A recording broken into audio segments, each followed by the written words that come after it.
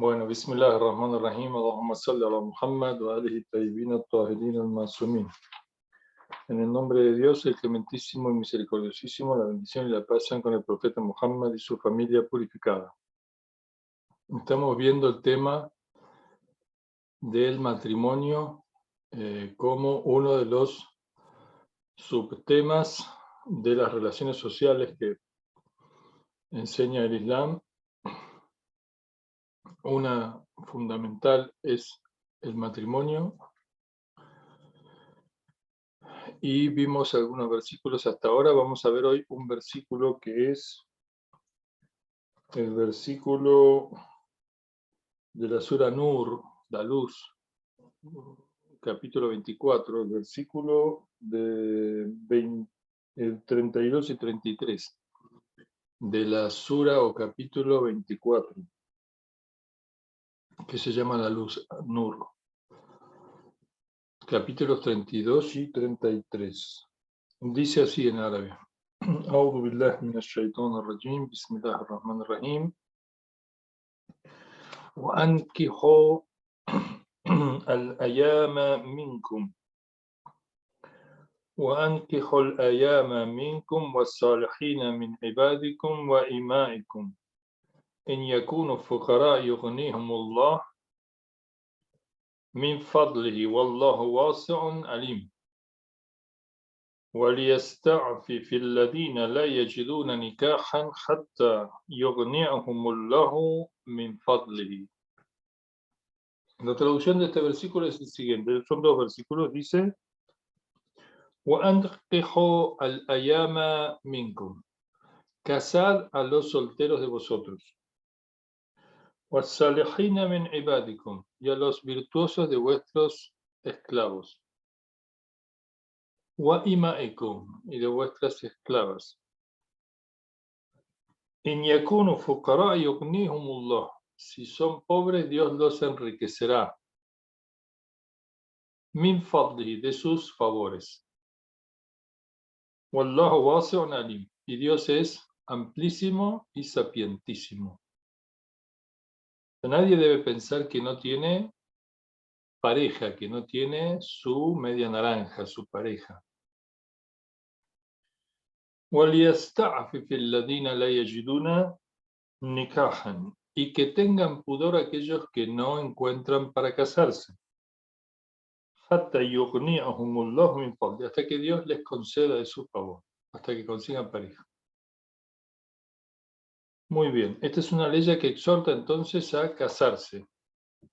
Al musulmán, a la musulmana, les ordena a Dios, cuando tienen la edad suficiente, las condiciones, a casarse. Y si no tuvieran bienes suficientes para casarse, que Dios los va a enriquecer, Dios les va a dar lo que necesitan. Que no sea la pobreza un obstáculo para casarse. Ahora vamos a ver qué pasa, cómo se hace esto.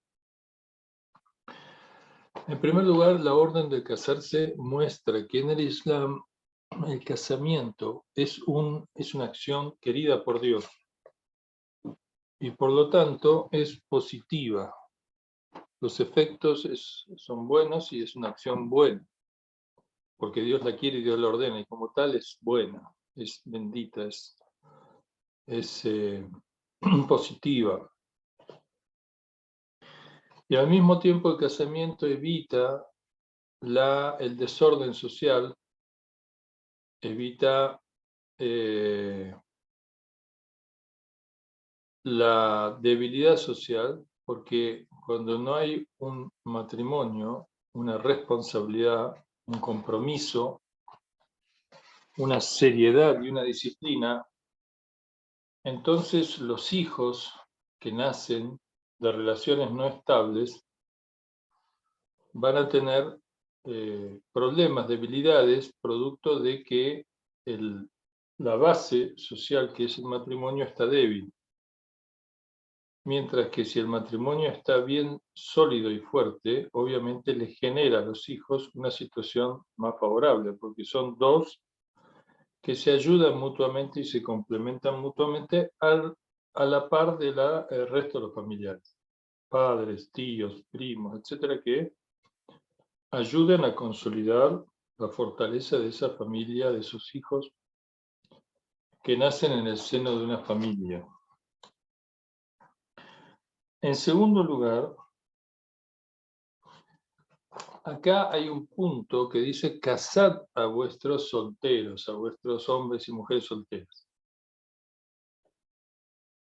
Si entendemos que en el Islam el casamiento es una elección libre del hombre y la mujer, cuya aceptación o rechazo han de ser el aspecto esencial en la constitución o en la no constitución de una pareja. Es decir, en última instancia pueden intervenir familiares, padres, pero la última palabra y la esencial la tienen los cónyuges, el hombre y la mujer. De modo que si todos quieren, pero ellos no quieren, o uno de ellos no quiere, el matrimonio no debe forzarse. Y viceversa, si ellos quieren y los demás no quieren, el casamiento puede llevarse a cabo, porque en definitiva lo esencial para el casamiento es la aceptación de los cónyuges. Todos los demás factores, como la intervención familiar, los padres, etcétera, son ayudantes, deben ayudar, deben facilitar, deben proteger, deben estar al servicio de una familia, de una pareja. La pregunta es, si dice casadlos, ¿acaso es un tema que depende de uno y no de los solteros? ¿No habría una contradicción entre la palabra, la orden de casar a los solteros, hombres y mujeres, vosotros, con respecto a que digamos que la elección última y esencial y fundamental la tienen los cónyuges? Si dice casadlos, entonces parecería que su opinión no es trascendente, digamos, que en definitiva son los padres o los creyentes los que son ordenados a casar a los solteros.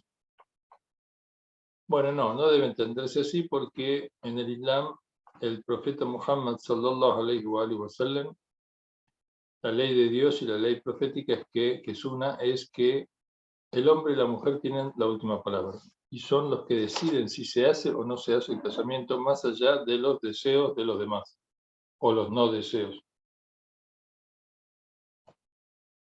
De hecho, el profeta Muhammad, cuando Ali alayhi salam le pidió la mano para Fátima, él dijo: yo estoy de acuerdo, pero voy a preguntar a Fátima. Está claro, a pesar de que ha habido malentendidos o personas en el Islam o en el mundo islámico que obliguen a sus hijas o a sus hijos a casarse, esta es una práctica anti-islámica, no es correcta desde el punto de vista islámico. Entonces, cuando dice casarlos, quiere decir preparar las condiciones, facilitar las condiciones para un casamiento. Quiere decir presentar a los novios, por ejemplo, hablarle de fulano, hablarle de mengano, digamos, tratar de unir, fíjate si podés juntarlos, que se conozcan, pero en última instancia sabiendo que la decisión es de los cónyuges. Y tenemos hadices, por ejemplo, de Amir al-Mu'minin, de Ali ibn Abi Talib, que dice: la mejor de las intercesiones es entre dos personas para que se casen. Entonces, ¿en qué consiste la orden de casar a los solteros? Consiste en que, de acuerdo a las enseñanzas proféticas, los padres, los tíos, los tutores, los abuelos, los que fueran, los amigos, tienen que ayudar a una pareja a que se pueda casar. ¿Cómo? Presentándolos, dando a conocer uno al otro, facilitando bienes necesarios, si fuera el caso, por ejemplo, dinero para obtener el ajuar, para obtener la casa, para obtener el lugar donde van a vivir, las necesidades, etcétera, etcétera. Conseguirle un trabajo a él.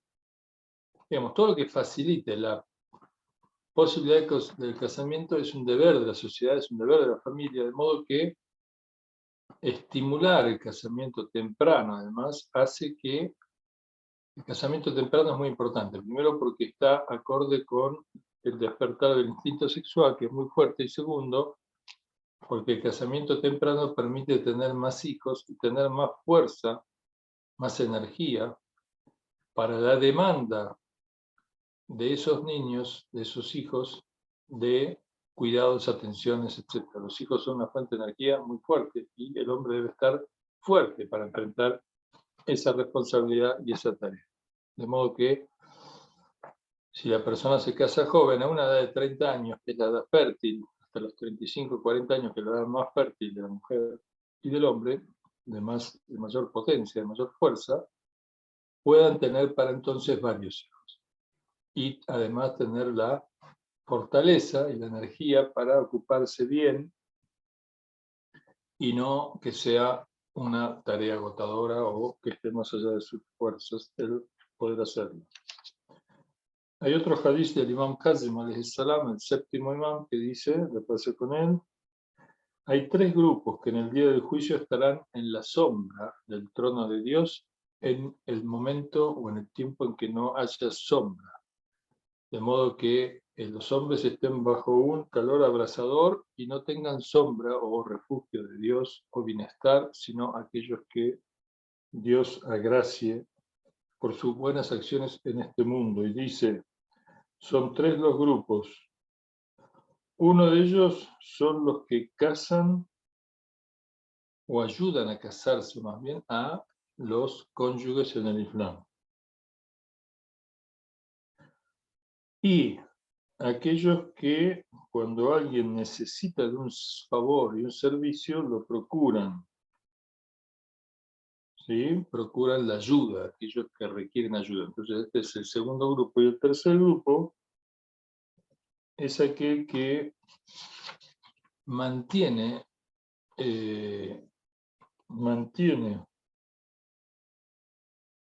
el secreto de un hermano musulmán. O sea, alguien le transmite una cosa secreta, una cosa que es del conocimiento, digamos, de una persona que quiere mantener bajo secreto, privacidad, y mantiene esa privacidad y ese secreto y es confiable y no traiciona.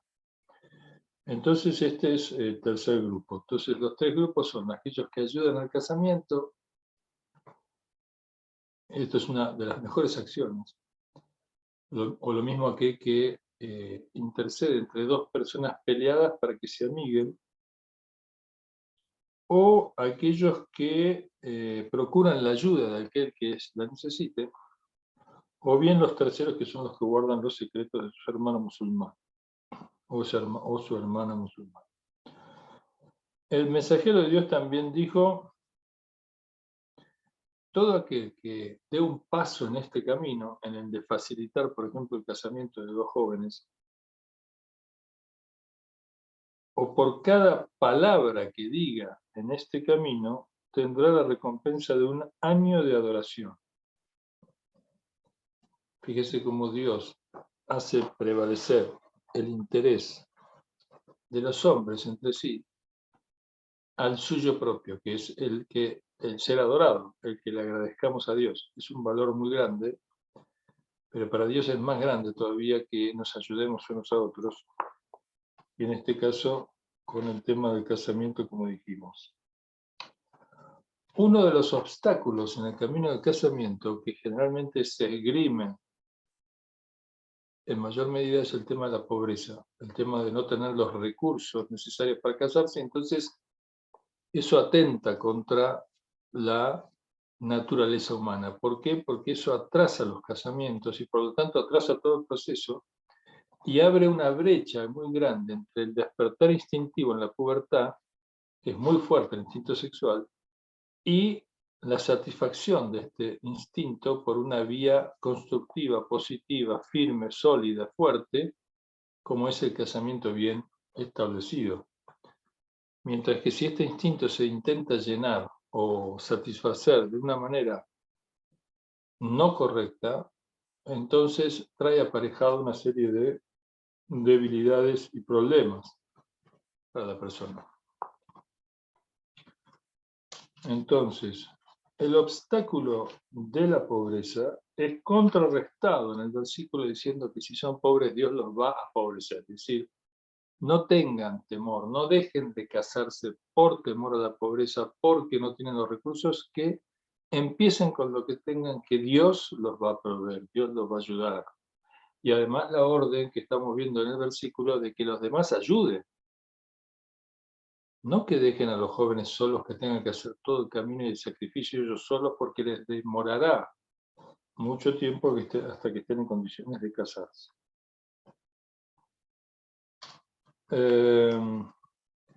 Y por último dice que si no se dan las condiciones para casarse, no se encuentra la pareja, por ejemplo, o a pesar de la ayuda recibida, bueno, o bien no reciben ayuda, o bien no es suficiente para casarse, supongamos, no tiene dónde vivir, que a veces puede vivir en casa de los padres de uno u otro hasta que encuentran su propio lugar, un alquiler o como fuera, hasta que poco a poco van consiguiendo su medio de vida. En caso de que no puedan casarse, dice, y que tengan pudor aquellos que no encuentran pareja para casarse, hasta que Dios los enriquezca de sus favores, quiere decir hasta que le consiga pareja o hasta que le consiga los medios para casarse. Entonces, en el periodo de abstinencia, en el periodo del no matrimonio, debe el hombre guardar pudor y no andar haciendo, digamos, teniendo una sexualidad libre, libertina, en el sentido de que sin responsabilidades, sin compromiso, por el mero placer, sin que ese placer esté marcado en la constitución de una familia, un casamiento que puede ser provisorio o definitivo, de acuerdo a las condiciones que los cónyuges quieran establecer entre sí. Si es provisorio, se debe determinar la fecha, el tiempo que dure ese matrimonio, y si hay otras condiciones, en el casamiento temporal no hay derecho a la herencia, sí hay la obligación de la manutención y puede establecerse, y digamos, tiene que contar con el permiso de los padres si la mujer es virgen. Y otra particularidad, bueno, como dijimos, es por un tiempo determinado, después del cual no hay obligaciones. Si hay hijos, sí hay obligaciones de manutención, obviamente. Y tampoco hay obligación de manutención por parte del marido, a diferencia del matrimonio definitivo, que sí tiene obligación de tiene sí obligación, dije, de manutención. No así el matrimonio temporal. El matrimonio temporal, por lo general, es un complemento que, de acuerdo a las circunstancias sociales, puede facilitar los matrimonios y no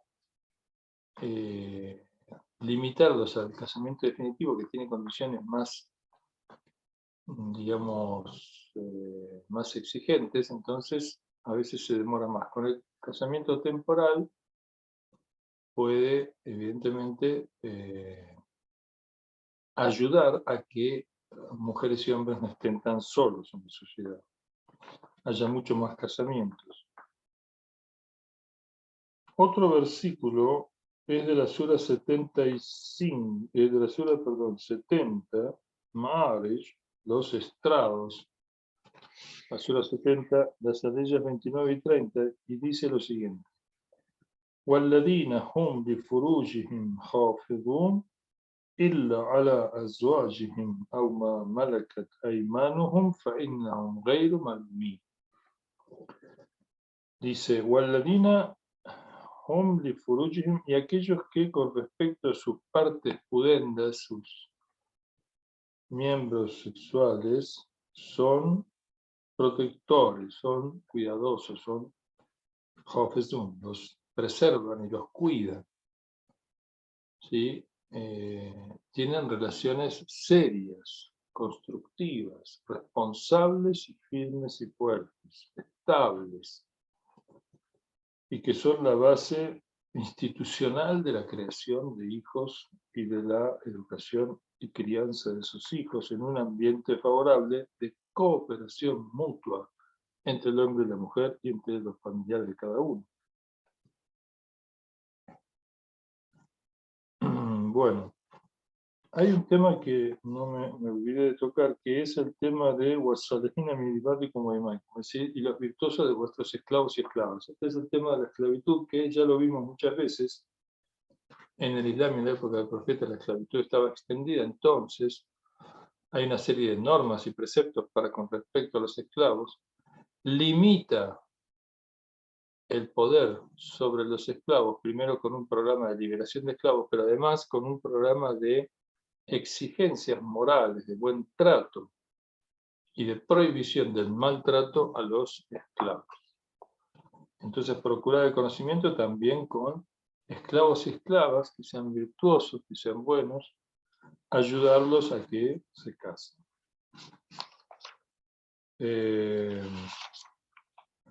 Entonces, la ley que estamos viendo ahora, la 29 y 30 de la Sura 70, en Ma'arij, dice, Walladina hum li furjihim, aquellos que son protectores de sus miembros genitales, de sus miembros sexuales, illa ala azwajihim, salvo con sus esposas o con sus esclavas, en cuyo caso no tienen reproche.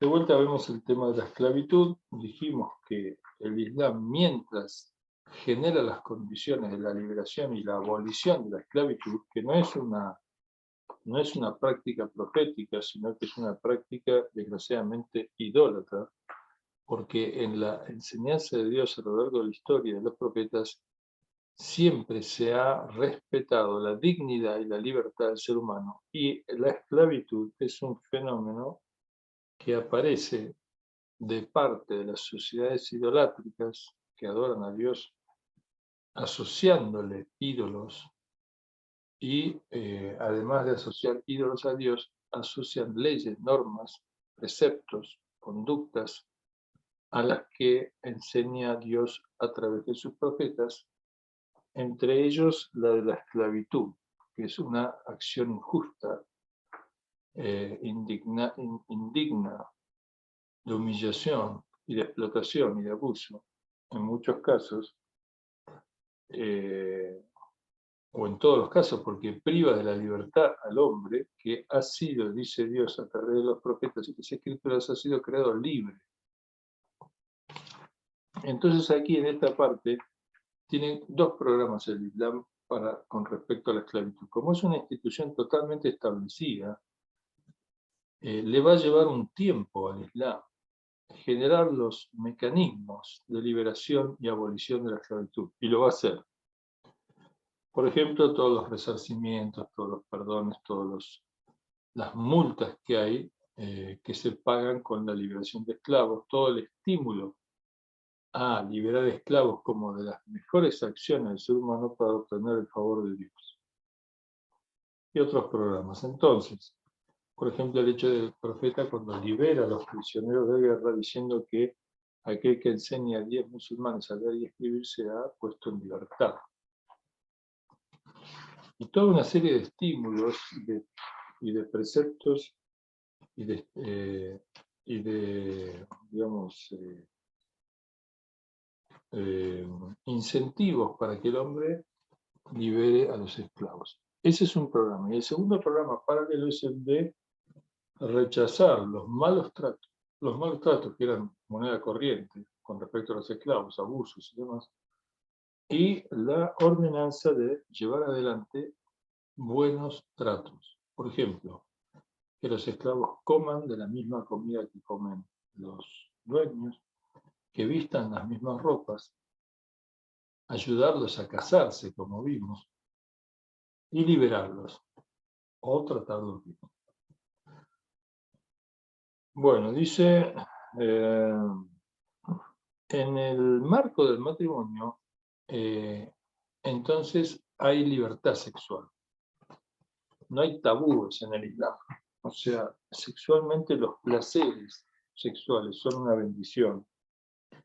Y tenemos dichos proféticos que dicen: en las relaciones sexuales de los cónyuges se caen los pecados como las hojas del árbol en otoño, se purifica el hombre, se acerca a Dios, y los deseos sexuales y los placeres sexuales son parte de las bendiciones divinas, parte del desarrollo armónico de la persona, así como la satisfacción del deseo de comer, de dormir, vestir, etc., o entretenerse. El deseo sexual es un deseo puesto por Dios, y el remedio o la satisfacción de ese deseo está dada por la forma en que Dios establece, que es el matrimonio, de modo que el Islam siempre va a ser un punto moderado, intermedio, equilibrado entre una suspensión de la satisfacción del deseo sexual, como es el celibato obligatorio, y el libertinaje o la satisfacción del deseo sexual de modo absolutamente libertino, como predomina en nuestra época, en nuestra cultura, en donde ya no se vive la época victoriana o la época de la Edad Media, donde había una concepción, en parte, no digo todo, pero pecaminosa de la relación sexual y el matrimonio incluso. De modo que el celibato obligatorio era visto como un camino de santidad.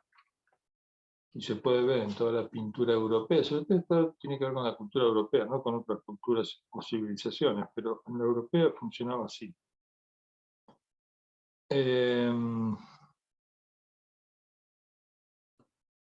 Muy bien.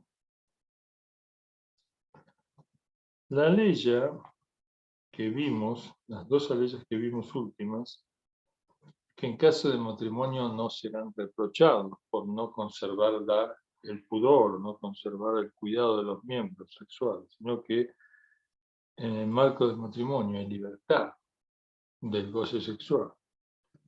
Dice: فَمَنِ ابْتَغَى وَرَاءَ ذَلِكَ فَأُولَئِكَ هُمُ الْعَادُونَ. Quien busca más allá de los preceptos de Dios, del Islam, del matrimonio, sea temporal o sea definitivo, la satisfacción de sus placeres sexuales,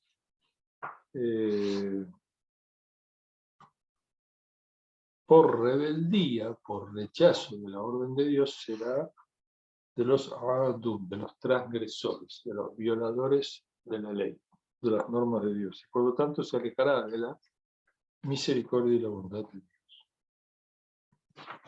El último versículo que vamos a ver dice, es el versículo de la Sura An-Nur 24, nuevamente, capítulo 33. Dice: Bismillahirrahmanirrahim, وَلَا تُكْرِهُ فَتَيَاتِكُمْ عَلَى الْبِغَاءِ إِنْ أَرَدْنَا تَحَصُّنًا لِتَبْتَغُوا عَرَضَ الْحَيَاةِ الدُّنْيَا وَمَنْ يُكْرِههُنَّ فَإِنَّ اللَّهَ مِنْ بَعْدِ إِكْرَاهِهِنَّ غَفُورٌ رَحِيمٌ. Dice: وَلَا تُكْرِهُ فَتَيَاتِكُمْ. No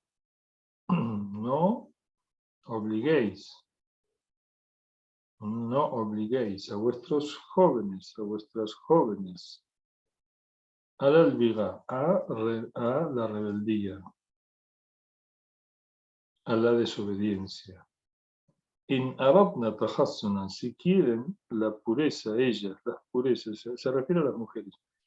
No obliguéis a las mujeres a prostituirse, no obliguéis a las mujeres a la rebeldía, acá el sentido es la prostitución.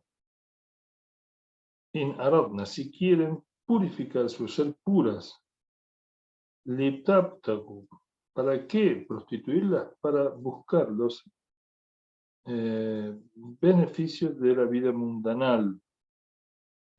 Y aquel que las obligase, ciertamente Dios, luego de estar ellas obligadas, es muy perdonador y misericordioso. Es decir, con aquellas esclavas que, por ejemplo, son prostituidas, obligadas a establecer relaciones para obtener favores mundanales. Por ejemplo, en la época del profeta, una práctica que hoy desgraciadamente existe, muy extendida, que es la trata, la prostitución, la pornografía, es toda una comercialización del sexo, donde por lo general se obliga a las mujeres, pero también a hombres, a prostituirse para beneficio de algunos que lucran con esta cuestión sexual fuera del matrimonio.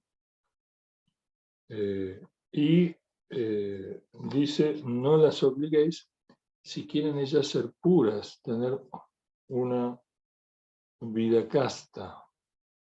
Esto no significa que si ellas no quieren tener una vida casta, esté bien que se prostituyan. No, la prostitución está prohibida en el Islam, pero más grave aún es si alguien obliga a las esclavas, en este caso a las sirvientas o a los empleados, o aquellos que están bajo su, de alguna manera, bajo su poder o sustento, los obliga a prostituirse. Esto es un pecado grave, y si alguien es obligado a ello y se arrepiente, es objeto del perdón de Dios. Desgraciadamente este fenómeno existe hoy, como dije, está muy extendido. Hay gente que no llega a la prostitución, pero sí llega a la comercialización de productos con el uso de la mujer, generalmente de la mujer, pero también del hombre.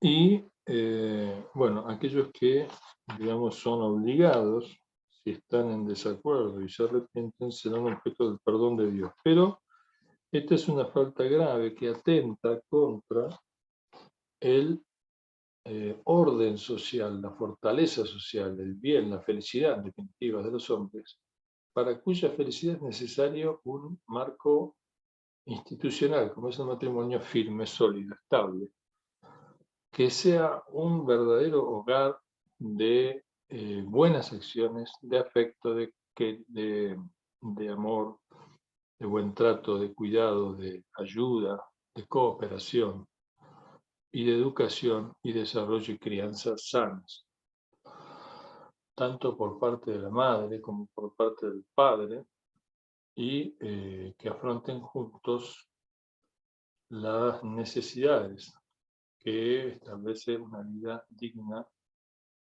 Y este es el programa islámico, entonces, para este aspecto del casamiento, que es la unidad básica de la sociedad, la célula madre o social, la célula más importante de la constitución social, que es el tema que estamos viendo, las relaciones sociales y las palabras del Islam para con la constitución sólida de una sociedad fuerte, estable, creyente, bendita y favorecida por Dios. Bueno, hasta aquí hemos llegado hoy, y con la ayuda de Dios, si Dios quiere, inshallah, el viernes que viene vamos a continuar. Si quieren hacer alguna pregunta, bueno, a la orden, y si no, dejamos aquí.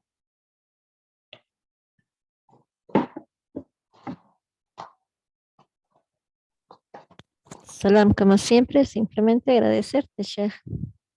Bueno, shukran. Inshallah que Dios nos haga a todos, nos dé a todos el favor y la bendición de un matrimonio sólido y bueno, y entender que Dios estimula e incentiva esto, es muy importante.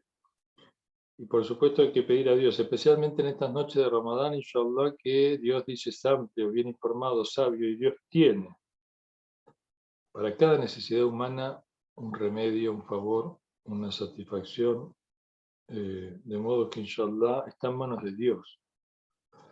Y debemos pedir a Dios, especialmente en estas noches de Ramadán y estos días de ayuno, que las súplicas son respondidas, inshallah, que Dios embellezca, fortalezca, una concrete el matrimonio y la perfección del matrimonio, inshallah, para todos nosotros.